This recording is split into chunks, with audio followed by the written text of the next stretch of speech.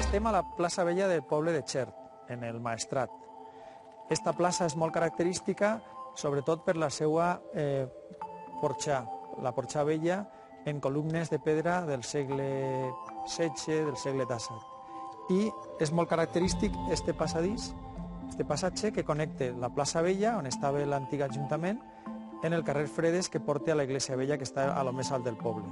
I damunt del passadís està la nostra casa.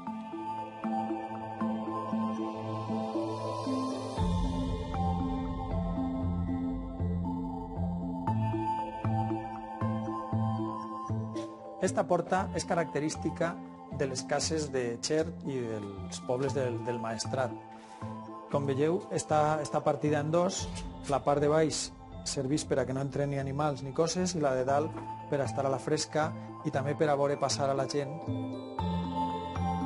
Això és com l'entrar, com el rebedor, i entonces està preparat per a fer tertúlies, per a estar xerrant amb els amics, amb els veïns. Jaime, són molt curioses les cadires. Bueno, aquestes cadires són d'un amic nostre que és dissenyador, de Paco Segarra, i estan fetes a la Índia.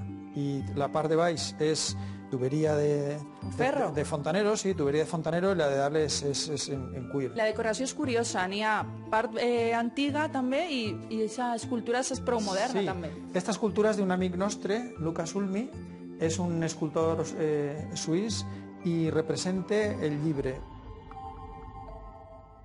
Aquesta casa la va comprar la meva dona, Marina, fa uns 30 anys, quan ella encara era una adolescent. Vam començar a fer petites reformetes al principi i al final encara no han parat de fer reformes. O sigui, per a tu és la casa ideal de no parar com a arquitecte. Sí, perquè la veritat és que se va ampliar per esta zona on estem ara estem al menjador, que no formava part de la primera casa, sinó que va ser la casa veïna que va caure, se va enderrocar i la van comprar.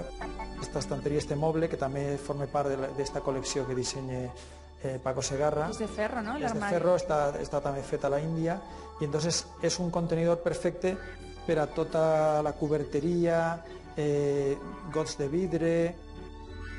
Altra idea que veureu al voltant de les habitacions i en tota la casa és una combinació de peces, diguem, populars, de ceràmica, de mobles antics, d'antiquari, i peces d'art contemporani, escultures i, per exemple, pintures o gravats. Estos gravats són una col·lecció d'artistes contemporanis, entre els quals estan dos valencians.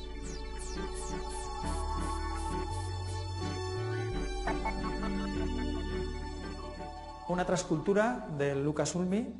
Esta escultura és una al·legoria de la música, perquè és com una partitura feta en ferro i en pedra. I és que les nostres filles, tenim dos filles, l'Anna i la Marina, els agrada molt la música, l'Anna toca el piano i la Marina el violoncel·lo.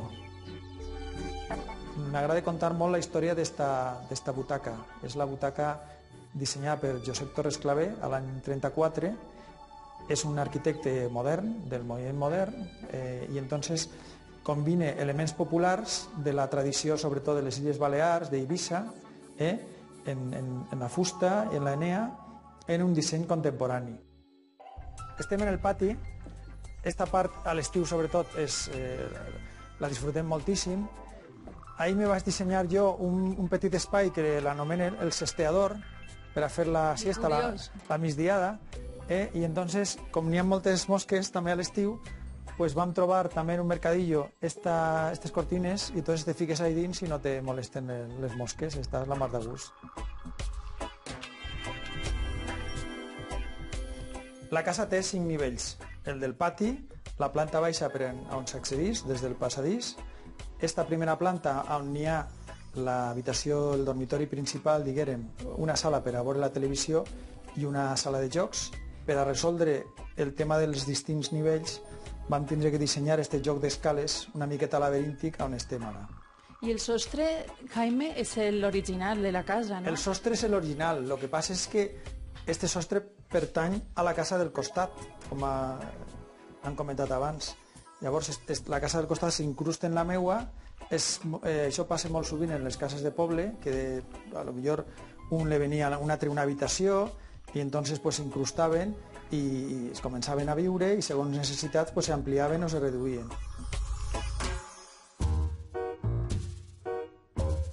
Estem a la sala més gran de la casa.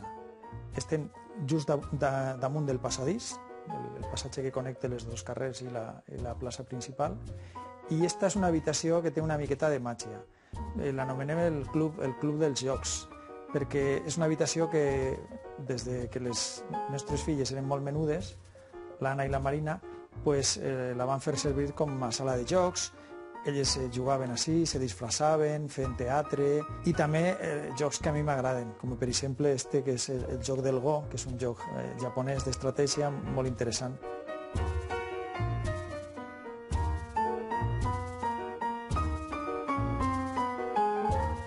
Este moble és un moble molt simpàtic. I molt original. Sí, bueno, és l'abecedari i també és un contenidor de calaixos per a guardar coses, moltes coses, perquè en aquesta habitació hi ha moltes coses a guardar i a ordenar, i també el feien servir per a ensenyar-les l'abecedari.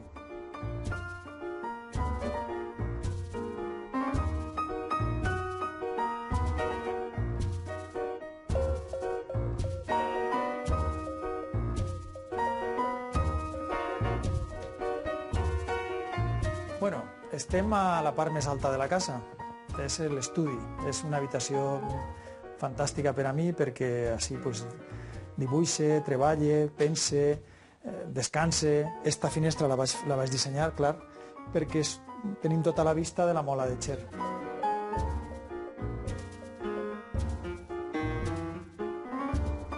Com a arquitecte és un repte recuperar aquestes cases tradicionals, cases de poble, per a resoldre necessitats de les persones, les famílies del segle XXI. I crec que en la nostra casa l'hem aconseguit.